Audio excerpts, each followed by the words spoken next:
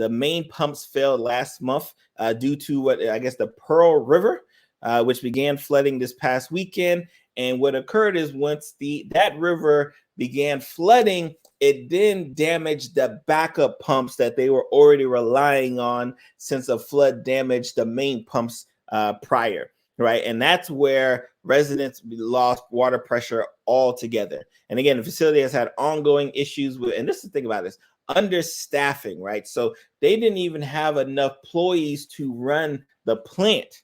So not only do you have a plant that is faulty, that is decaying, where the infrastructure is terrible, you don't even have enough employees to run that entire plant. Like, this is crazy.